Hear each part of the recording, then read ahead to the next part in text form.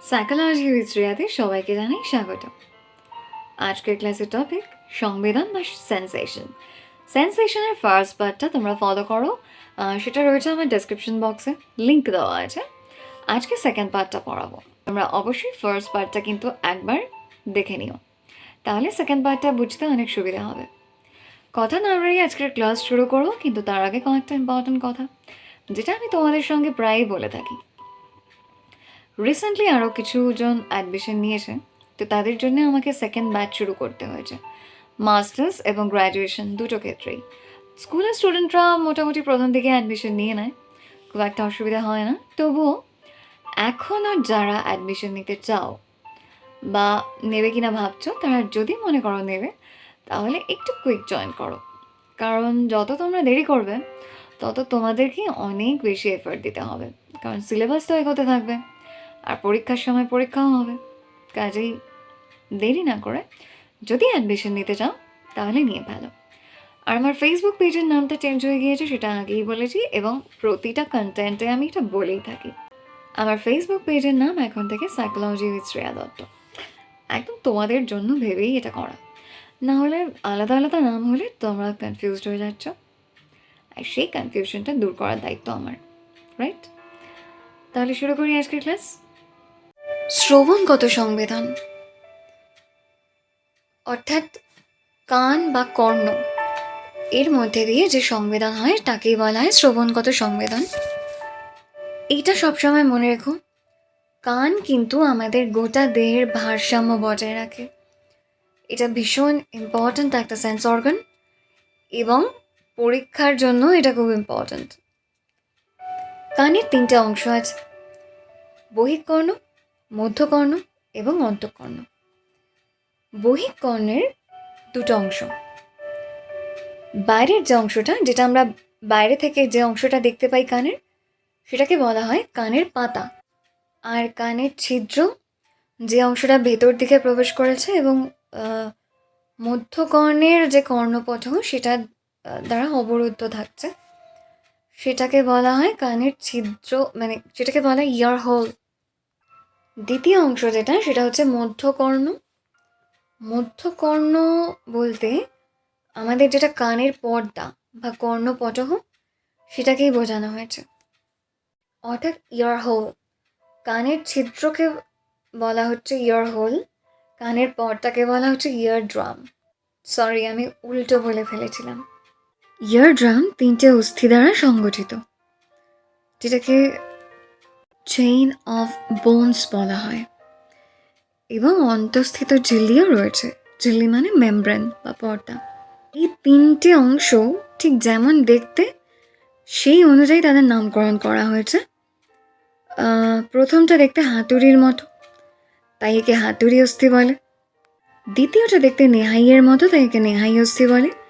তৃতীয়টা দেখতে রেকাব বা ঘোড়ার যে খুর বা ঘোড়ার পা দান, সেরকম দেখতে, যেটাকে বলা হয় স্টেরাপ বোন।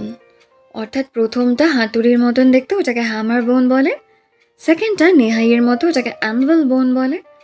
আর থার্ডেরটা স্টেরাপ বোন, অর্থাৎ ঘোড়ার খুরের মতো দেখতে।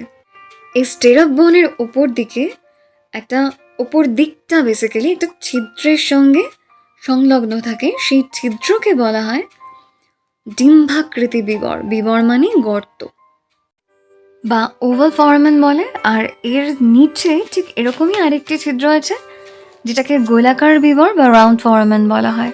আরেকটা খুব ইম্পর্ট্যান্ট অংশ, যেটার নাম হচ্ছে ইউস্টাচিয়ান টিউব। এটা এমন একটা নল যেটা মধ্যকর্ণ, নাক এবং গলা, এই তিনটেকে সংযোগ রক্ষা করতে সাহায্য করে। এবার কানের যে লাস্ট পোর্শন, সেটা হচ্ছে অন্তঃকর্ণ।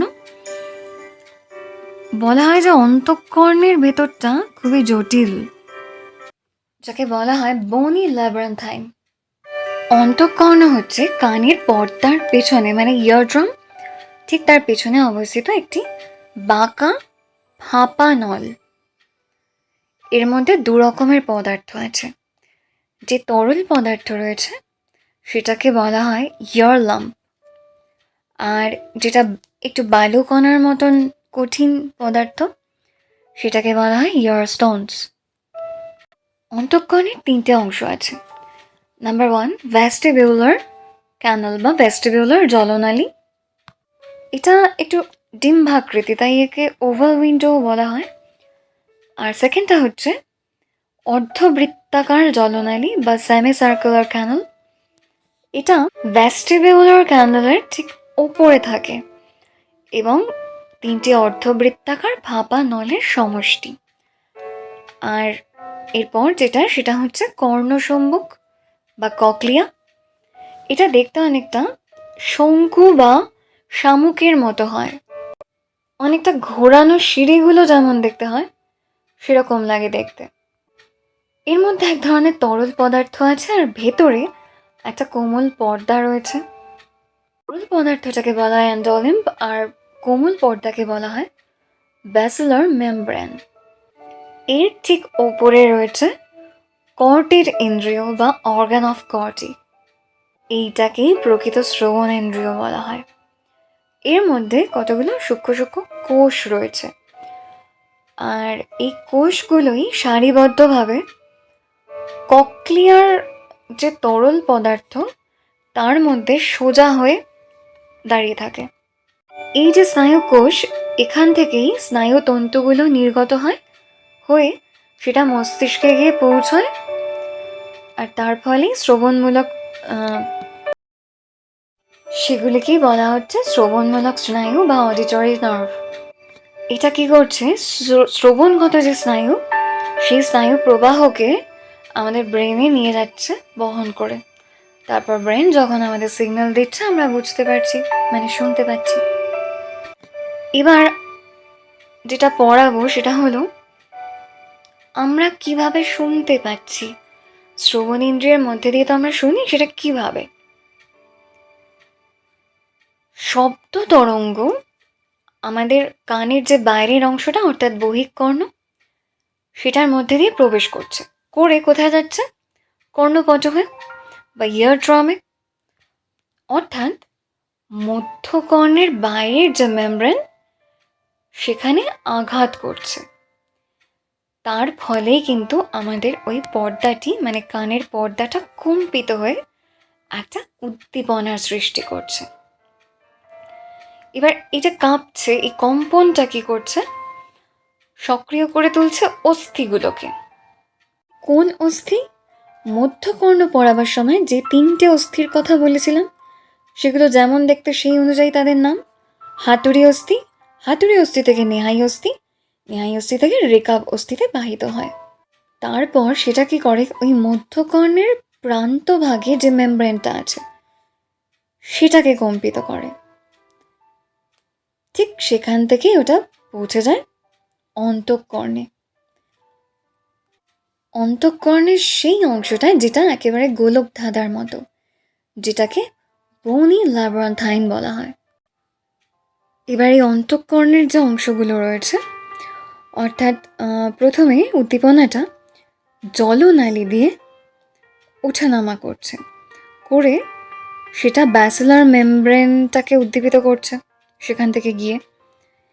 এবার সেই উদ্দীপনা কর্টির ইন্দ্রিয়, অর্থাৎ যেটা কক্লিয়ার মধ্যে রয়েছে, কর্টির ইন্দ্রিয়ের মধ্যে অবস্থিত যে সূক্ষ্ম স্নায়ুকোষ রয়েছে সেটাকে উদ্দীপিত করছে, এবং তার সঙ্গে সঙ্গে যে অন্তর্মুখী স্নায়ু রয়েছে সেগুলো উদ্দীপিত হচ্ছে। এবার সেই উদ্দীপনা অন্তর্মুখী স্নায়ু হয়ে গিয়ে কোথায় পৌঁছচ্ছে? ব্রেনে বা মস্তিষ্কে। তারপর ব্রেন আমাদের সিগন্যাল দিচ্ছে, তখনই আমরা সংবেদন হচ্ছে আমাদের, মানে শ্রবণমূলক সংবেদনটা হচ্ছে। এবার যেটা জানতে হবে, এই যে শ্রবণমূলক সংবেদন অর্থাৎ শব্দ সংবেদন যে হচ্ছে, সেই শব্দেরও বৈশিষ্ট্য আছে, মানে সেই শব্দ সংবেদনেরও বৈশিষ্ট্য আছে। এই সবকটা সংবেদনেরই কিন্তু বৈশিষ্ট্য আছে, একদম শেষে গিয়ে বলবো। এই বৈশিষ্ট্য দুটো ভাগে বিভক্ত। একটা হলো কোয়ালিটেটিভ, একটা হলো কোয়ান্টিটেটিভ। কোয়ালিটেটিভ মানে হচ্ছে গুণগত সংবেদন, আর কোয়ান্টিটেটিভ মানে হচ্ছে পরিমাণগত। পরিমাণগত সংবেদন বলতে ঠিক তিনটে জিনিস দিয়ে পরিমাণকে বোঝানো হয়। পরিমাণ মানে কি? যেটা কাউন্ট করা যাচ্ছে, যেটা কাউন্টেবল। সাংখ্য মান দিয়ে যেটাকে ব্যাখ্যা করা হয়। নাম্বার 1 হচ্ছে তীব্রতা, নাম্বার 2 ব্যাপ্তি, নাম্বার 3 স্থিতিকাল। একটা জিনিস, কোনো একটা শব্দ যত তীব্র হবে তত বেশি সংবেদন ঘটছে, তীব্রতা যত কমবে সংবেদনটা তত কমবে। নেক্সট হচ্ছে ব্যাপ্তি। আচ্ছা, একটা উদাহরণ দিই তীব্রতার। যেমন হচ্ছে যদি কেউ ফিস করে কথা বলে, সেটা এক রকমের সংবেদন। আর খুব চিৎকার করে কথা বললে, মানে আওয়াজটা তীব্র যত হতে থাকে তত সংবেদনটা বেশি ঘটে। নেক্সট হচ্ছে ব্যাপ্তি। ব্যাপ্তি বলতে বোঝাচ্ছে শব্দ সংবেদনটা কতটা এরিয়া জুড়ে হচ্ছে। যেমন ট্রেনের শব্দ বা একটা পাখি ডাকছে, ডাকতে ডাকতে মানে উঠতে উঠতে সে ডাকছে, ডেকে চলে যাচ্ছে, কতটা এরিয়া জুড়ে রয়েছে সেই ডাকটা, সেটা হচ্ছে শব্দ সংবেদনের ব্যাপ্তি। আর থার্ড যেটা স্থিতিকাল, কতটা সময় ধরে সংবেদনটা স্থায়ী হচ্ছে, সেটার উপর ভিত্তি করেই শব্দ সংবেদনের স্থিতিকালের যে বৈশিষ্ট্য সেটা আমরা বুঝতে পারি। কোনো একটা বাদ্যযন্ত্র, সেটা যখন বাজছে, সেটা যতক্ষণ স্থায়ী হচ্ছে, ততক্ষণ মানে কতক্ষণ এটা স্থায়ী হলো তার উপর ডিপেন্ড করেই সংবেদনটা ঘটছে। নেক্সট যেটা বলবো সেটা হচ্ছে গুণগত সংবেদন, কোয়ালিটেটিভ। এটা তিনটে ভাগ রয়েছে। নাম্বার 1 হচ্ছে পিচ বা স্বরগ্রাম, মানে একটা স্বরের উচ্চতা বা নিম্নতা।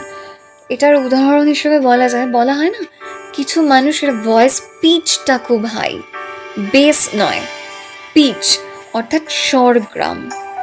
পিচ যদি কারোর হাই হয়, তার ভয়েসটা বেশ তীক্ষ্ণ হয়। নেক্সট হচ্ছে টিম্বার বা উপশন। প্রত্যেকটা স্বরের কিন্তু একটা নিজস্ব বৈশিষ্ট্য আছে।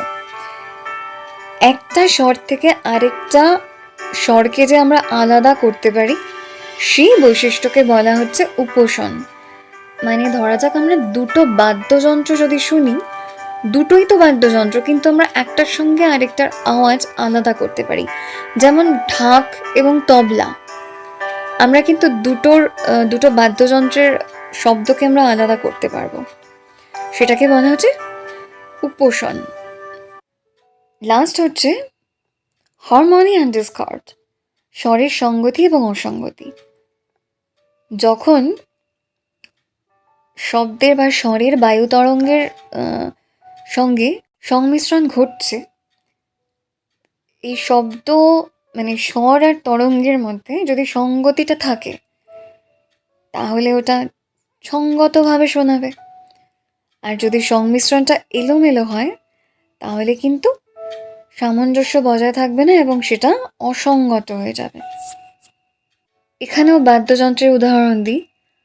যদি একটা বাদ্যযন্ত্র প্রপার সুরে বাজে, তাহলে সেটা সঙ্গত শোনায়। বা কেউ গান গাইছে, সেটাও যদি সে সুরে গায় তাহলে কিন্তু সঙ্গত শোনায়। আর যদি একেবারেই সুরে না গাইতে পারে, তাহলে কিন্তু সেটা কোথাও গিয়ে কানে লাগে বা অসঙ্গত লাগে। নেক্সট হচ্ছে দৃষ্টিগত সংবেদন। চোখের মধ্যে দিয়ে আমাদের দৃষ্টি সংবেদন হয়, যেটা আমাদের সবচেয়ে গুরুত্বপূর্ণ একটা ইন্দ্রিয়, যার মধ্যে দিয়ে আমরা বাইরের জগৎ সম্পর্কে জ্ঞান লাভ করতে পারি। চোখের গঠনটা ক্যামেরার মতো হয়। ক্যামেরায় যেরকম নানা রকমের পার্টস থাকে ছোট ছোট, সেগুলো এমনভাবে সাজানো থাকে এবং সেটার মধ্যে দিয়ে ছবি তোলা হয়, যার ফলে ছবিটা ভালো লাগছে না খারাপ লাগছে সেটা আমরা বুঝতে পারি। পার্টগুলো এমনভাবে তৈরি হয় এবং সেটার মধ্যে দিয়ে একটা ছবি তোলা হয়। ঠিক তেমনভাবেই চোখের মধ্যেও এইভাবেই ছোট ছোট পার্ট বা যন্ত্রগুলো সাজানো রয়েছে একটা ক্যামেরার মতন করেই। আমাদের অক্ষি গহ্বর, যেটা মানে যেটা আর কি চোখের যে কোটর, সেটার মধ্যে অবস্থিত যে অক্ষিগোলক, সেটাকেই বলা হয় দর্শন যন্ত্র। মানে দর্শন যন্ত্রের বাহ্যিক রূপ ওটা। যেমন কানের এই বাইরের অংশটা কানের ওই শ্রবণ যন্ত্রের বাহ্যিক রূপ, সেরকমই ওই অক্ষিগোলকটা ওটা হচ্ছে দর্শন যন্ত্রের বাহ্যিক রূপ। এই অক্ষিগোলক মানে যেটাকে বলে আই বল, এর 3টে স্তর রয়েছে। তার মধ্যে 2টো স্তর হচ্ছে স্বচ্ছ,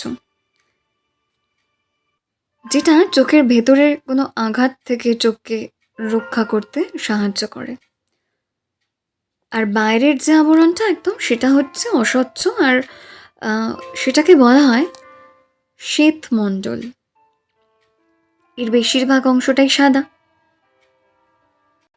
চোখের অগ্রভাগে কিছুটা যে জায়গা রয়েছে আর কি, অগ্রভাগের ওই জায়গাটাকে স্বচ্ছ এবং স্ফীত করে তুলতে সাহায্য করে এই শ্বেতমণ্ডলটা। এই যে স্বচ্ছ এবং স্ফীত অংশটা, সেটাকে বলা হয় কর্নিয়া। এই স্থান দিয়ে কিন্তু আলোকরশ্মিটা আইবলের মধ্যে প্রবেশ করে। আর এই শ্বেতমণ্ডলের ঠিক মাঝখানে যে অংশটা, সেটাকে বলা হয় কৃষ্ণমণ্ডল, যেটা আলোকে প্রতিরোধ করে। আলোকে প্রতিরোধ করার একটা সূক্ষ্ম পর্দা। এর মধ্যে ছোট ছোট রক্তকণিকা রয়েছে। এই রক্তকণিকাগুলোর কাজ হচ্ছে কৃষ্ণমণ্ডলের একটা খুব গুরুত্বপূর্ণ সংগঠনে সাহায্য করা। অর্থাৎ কর্নিয়ার পিছনে যে চক্ষু তারকা কনিনিকার পেশিতন্তুর সঙ্গে ওটাকে মিলিয়ে দেওয়া, মানে কনিনিকা মানে হচ্ছে আইরিশ। অর্থাৎ এটা কনিনিকা ওই কর্নিয়ার ঠিক পিছনে অবস্থিত। একদম ভেতর দিকে যে পোর্শনটা রয়েছে, মানে যে আবরণ, সেটাকে বলা হয় রেটিনা বা অক্ষিপট। এটা একদম পাতলা একটা পর্দার মতন। আর রেটিনা কিন্তু ভীষণ ইম্পর্ট্যান্ট একটা অংশ চোখের। আর এই রেটিনার মধ্যে একটি ঢালু হলদেটে অংশ রয়েছে, যে অংশটা সংবেদনে অক্ষম, যেটাকে পিতবিন্দু বলে, ইয়েলো স্পট। তার পেছনে আরেকটা অংশ রয়েছে যেখানে কোনো প্রকারের দৃষ্টি সংবেদন হয়ই না, সেটাকে বলে ব্লাইন্ড স্পট বা অন্ধবিন্দু। রেটিনার অক্ষিপটের মধ্যে যে 10টা স্তর আছে, তার মধ্যে যেটা 9th বা 9 নম্বরে রয়েছে, সেটা হচ্ছে সংবেদন স্তর। আর সেখানে 2 প্রকারের স্নায়ুকোষ আছে, একটাকে বলা হয় রডস আর একটাকে বলা হয় কোন। রডসটা লম্বা দণ্ডের মতন দেখতে হয়, আর কোনসটা শঙ্কুর মতো দেখতে। কর্নিয়ার পিছন দিকে জলীয় পদার্থ থাকে, সেটাকে বলা হয় স্বচ্ছ জলের ভাণ্ড। রেটিনা আর আইবলের মাঝখানে একটু গাঢ় তরল পদার্থ রয়েছে, সেটাকে বলা হচ্ছে অস্বচ্ছ জলের ভাণ্ড। আমাদের আইবলটা একটা হাড়ের কোটর, মানে সকেটটা আর কি, তার মধ্যে এমনভাবে যুক্ত হয়ে থাকে যার জন্যেই আমাদের যে 6টা পেশি, ওই 6টা পেশির সাহায্যে আমরা ইচ্ছা মতো মুভ করতে পারছি।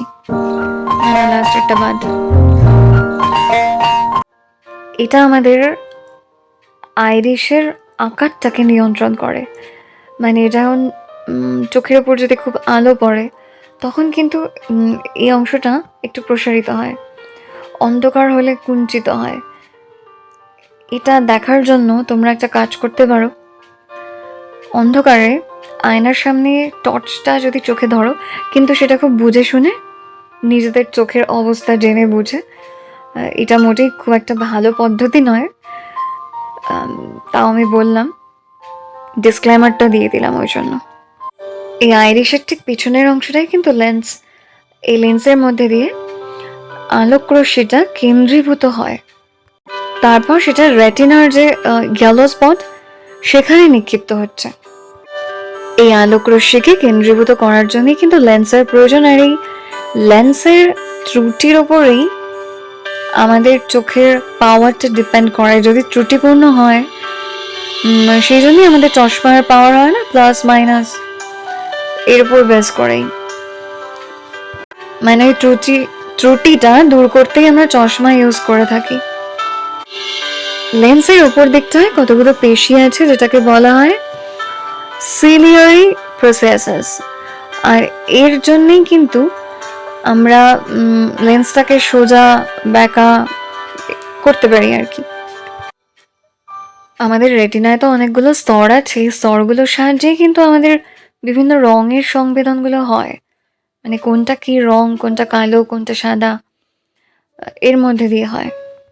যদি এই স্তরগুলোতে কোনো প্রবলেম থাকে তাহলে রঙের সংবেদন হয় না, যে কারণে কালার ব্লাইন্ডনেস হয়। এই রেটিনার ওপর কোনো একটা বস্তুর যে প্রতিচ্ছবি পড়ে, প্রতিচ্ছবি পড়লে সেই বস্তুটার মানে প্রতিচ্ছবি মানে ওটা একটা উল্টানো ছবি আর কি। ওই বস্তুটার একটা উল্টানো ছবি পড়ছে, অর্থাৎ ওপরের অংশ নিচে আর নিচের অংশটা ওপরে, ওরকমই দেখায় সেটা। এবার স্নায়বিক উত্তেজনার যেই মস্তিষ্কে গিয়ে পৌঁছাচ্ছে, তখন কিন্তু মস্তিষ্ক আমাদের সিগন্যালটা দিচ্ছে আমরা ছবিটাকে সোজাই দেখছি, তখন কিন্তু আর উল্টো দেখছি না। লাস্ট হচ্ছে স্কিন সেন্সেশন, ত্বকের যে সংবেদন, ট্যাকচুয়াল সেন্সেশনও বলা হয় এটাকে। আমাদের বাকি ইন্দ্রিয়গুলো সজাগ থাকলে এই ইন্দ্রিয়টা সেন্সেশন সব ক্ষেত্রে দরকার পড়ে না। তবে যে কোনো কিছু জিনিসের অনুভূতি, মানে টেম্পারেচার, পেইন কিংবা প্রেশার, কোনো কিছুর চাপ, সেইগুলো বোঝার জন্য কিন্তু আমাদের ত্বকের সংবেদনের আশ্রয় নিতে হয়। ইনফ্যাক্ট আমরা ত্বকের মধ্যে দিয়ে অনেক বস্তুর আকার আকৃতি বুঝতে পারি টাচ করে, ওজন ওজন নয়। ত্বকের সংবেদন কিন্তু বিশেষ বিশেষ স্থানে বিশেষ রকম। একটা উদাহরণ দিই, পায়ের তলায় যদি কোনো সরু জিনিস দিয়ে আঘাত করা হয় বা ইরিটেট করার চেষ্টা করা হয় বা সুড়সুড়ি দেওয়া হয়, যে সেন্সেশনটা হবে সেটাই যদি পায়ের থাইতে বা হাতে করা হয়, হাতের পাতায় করা হয়, হয়তো সেম হবে না। তাই জন্যেই শরীরের ত্বকের এক একটা অংশে সেন্সেশন এক এক রকমের হয়।